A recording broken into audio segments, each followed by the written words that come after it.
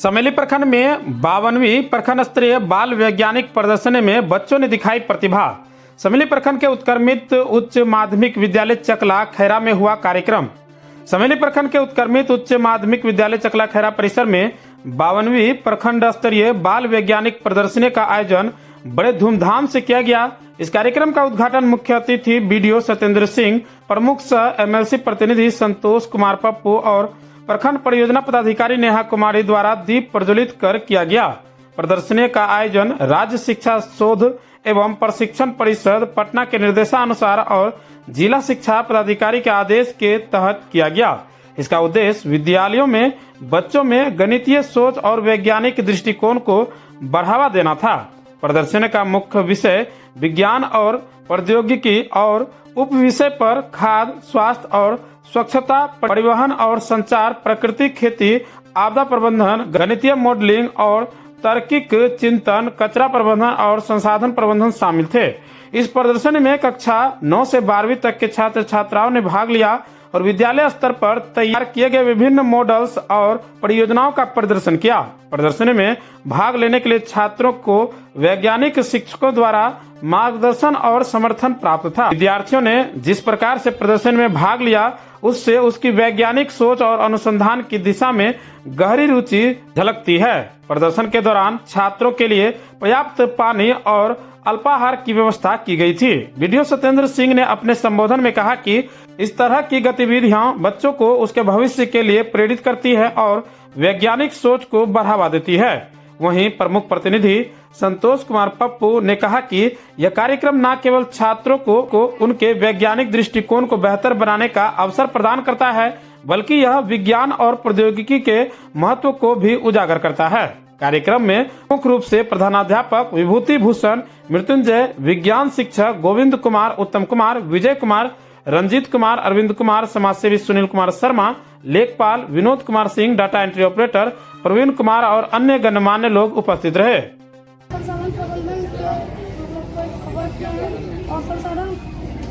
प्रबंधन के तौर पर जब कभी भी धूप रहता है तो हम सोलर पैनल से बल्ब को हम जला सकते हैं। और जिस दिन अगर धूप नहीं रहा, यानी कि सूर्य की रोशनी नहीं रहती है, बादल वाला दिन रहता है और यानी कि हवा चल रहा है, तो उस दिन हम पंखे की मदद से हम यहाँ बल्ब भी जल सकते हैं। उसके बाद फिर अगर जिस दिन धूप भी ना रहे और हवा भी नहीं चल रहा है तो उस दिन हम पावर बैंक से भी हम यानी कि लैंप जला सकते हैं बायोगैस संयंत्र के द्वारा। और जब बायोगैस संयंत्र का जो भी अवशेष पदार्थ बचता है वो हो जाता है वर्मी कंपोस्ट।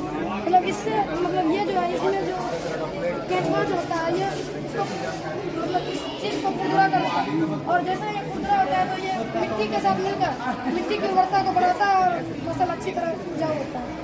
तो क्या किया जा सकता है? इसको हम खेत में डाल सकते हैं। क्यों डालेंगे खेत में? खेत की उर्वरता को बढ़ाने के लिए, जिससे फसल में अच्छा फसल हो। क्या इससे नुकसान है क्या? नहीं, इस चीज़ से आप इसे जितना मात्रा में दे सकते हैं वो उतना ही फायदेमंद है और इसका कोई भी यानी कि साइड इफेक्ट नहीं पड़ेगा मिट्टी के या फिर खेत के। अच्छा, कॉन्सेप्ट कैसे आइडिया आया कि सोलर प्लांट से हम ये काम कर सकते हैं, इसको दिखा सकते हैं? यानी कि हालांकि हम क्लास में भी है ये सब होती है और हम दोनों दोस्त हैं और हमें दोनों दोस्त ने विचार करके ये बनाया है। क्या मैसेज देना चाहोगे इस प्लांट को बना के सरकार को? सरकार को यही मैसेज देना चाहेंगे कि बिजली का यूनिट जो जितना यानी कि बिजली का जो दर जो है वो बहुत ज़्यादा बढ़ गया है और उसी दर को मतलब यानी कि बनाए रखने के लिए हम इस चीज़ का उपयोग कर सकते हैं। मौसम के अनुसार ढलते जाएगा और हमारा वर्क भी कम करते जाएगा। अच्छा, क्या नाम हुआ? मेरा नाम आर्यन कुमार हुआ, मैं कक्षा 10 में पढ़ता हूँ, यूएचएस नवाबगंज का छात्र। सड़क परिवहन जैसे आजकल रोड पर एक्सीडेंट ज़्यादा होते हैं, लोग ट्रैफिक सिग्नल का इस्तेमाल नहीं करते हैं, फुटपाथ पर मतलब जो फुटपाथ पर गाड़ी लेकर चले जाते हैं, यहाँ जेब्रा क्रॉसिंग का इस्तेमाल नहीं करते हैं। इसीलिए हम लोगों ने इसके बारे में बताया है। क्या क्या है ड्राइंग में बताओ। हमने यहाँ पर पेड़ पौधों के बारे में बताया गया है, उससे मतलब गाड़ियों से होने वाले प्रदूषण से बचा जा सकता है, उसे कंट्रोल में रखा जा सकता है। और हमने यहाँ पे ट्रैफिक लाइट के बारे में बताया है। ट्रैफिक लाइट के रेड सिग्नल का मतलब है कि हमें रुक जाना चाहिए, आगे कोई खतरा भी हो सकता है। और येलो सिग्नल का मतलब है कि हमें तैयार रहना चाहिए और ग्रीन सिग्नल का मतलब हमें चले जाना चाहिए, रास्ता भी मतलब ठीक है। और हमें जेब्रा क्रॉसिंग से चलना चाहिए जब हम पैदल यात्रा कर रहे हों, वरना हमारा एक्सीडेंट भी हो सकता है। आखिर ये कॉन्सेप्ट तुमको कैसे आया कि हमको दिखाना है यातायात के बारे में, लाइट के बारे में, जेब्रा क्रॉसिंग के बारे में? क्योंकि आजकल हमारे समाज में एक्सीडेंट ज़्यादा मतलब चांस हो गए हैं। आजकल बहुत सारे एक्सीडेंट होते हैं, उससे बचने के लिए हम लोगों ने इसके बारे में बनाया है।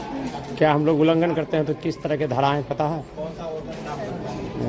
क्या क्या सिंबल है, थोड़ा सिंबल बताओ। ये जैसे लाइट दिया गया, ट्रैफिक लाइट है जिससे हमें मतलब देखकर ही गाड़ी को चलाना चाहिए, और ये जेब्रा क्रॉसिंग है जिससे मतलब जो पैदल चल रहे हैं उन यात्रियों के लिए ये जेब्रा क्रॉसिंग है, हमें जेब्रा क्रॉसिंग से ही चलना चाहिए। क्या नाम है, कहाँ से हो?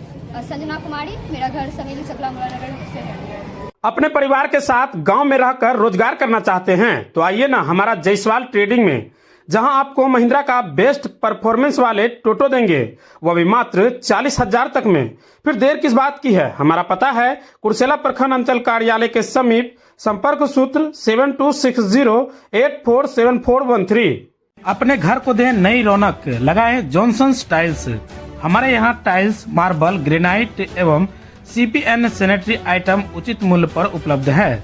विजिट माई शॉप, न्यू मां काली ट्रेडिंग। हमारा पता है नया चौक, कुर्सेला, बैंक ऑफ इंडिया के निकट।